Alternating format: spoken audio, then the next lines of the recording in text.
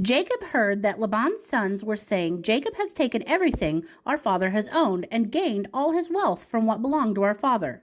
And Jacob noticed that Laban's attitude toward him was not what it had been. Then the Lord said to Jacob, "Go back to the land of your fathers and to your relatives, and I will be with you." So Jacob sent word to Rachel and to Leah to come to the fields where his flocks were, and said to them, "I see that your father's attitude toward me is not what it was before, but God my father has been with me. You know that I have worked for your father with all of my strength, yet your father has cheated me by changing my wages 10 times. However, God has not allowed him to harm me. If he said, 'The speckled ones will be your wages,' then all of the flock that gave birth to the speckled young. And if he said, 'The streaked ones will be your wages,' then all of the flocks bore streaked young. So God has taken away your father's livestock and has given them to me. In breeding season, I once had a dream in which I looked up and saw that the male goats was mating with the flocks that were streaked, speckled, or spotted.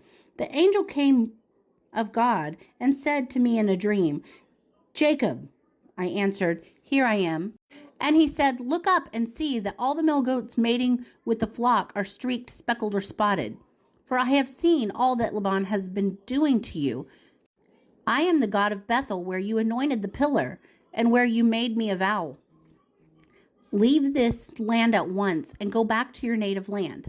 Then Rachel and Leah replied, 'Do we still have any share in the inheritance of our father's estate? Does he not regard us as foreigners?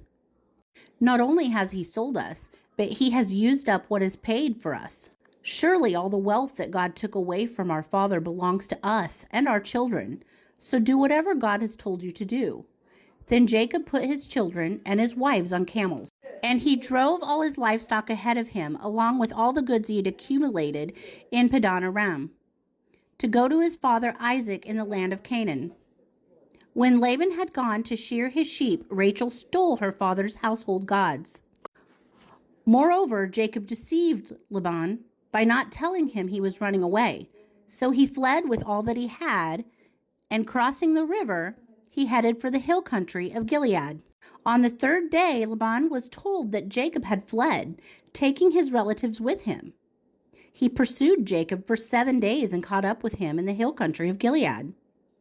Then God came to Laban and said in a dream at night, 'Be careful not to say anything to Jacob, either good or bad.' Jacob had pitched his tent in the hill country of Gilead when Laban overtook him, and Laban and his relatives camped there too. Then Laban said to Jacob, 'What have you done? You've deceived me, and you've carried off my daughters like captives in a war. Why did you run off secretly and deceive me? Why didn't you tell me, so I could send you away with joy and singing to music of tambourines and harps? You didn't even let me kiss my grandchildren and my daughters goodbye. You have done a foolish thing. I have the power to harm you. But last night, the God of your father said to me, 'Be careful not to say anything bad to Jacob, either good or bad.' Now you have gone off because you longed to return to your father's house. But why did you steal my gods?" Jacob answered Laban, "I was afraid because I thought you would take your daughters away from me by force. But if you find anyone who has your gods, he shall not live. In the presence of our relatives, see for yourself whether there is anything of yours here with me, and if so, take it." Now Jacob didn't know that Rachel had stolen the gods. So Laban went into Jacob's tent, and into Leah's tent, and into the tent of the 2 maidservants, but he found nothing. After he came out of Leah's tent, he entered Rachel's tent. Now Rachel had taken the household gods and put them inside her camel's saddle and was sitting on them. Laban searched through everything in the tent, but found nothing. Rachel said to her father, "Don't be angry, my lord, that I cannot stand up in your presence. I am having my period." So he searched, but he could not find the household gods. Jacob was angry and took Laban to task. "What is my crime?" he asked. "What sin I have committed that you hunt me down?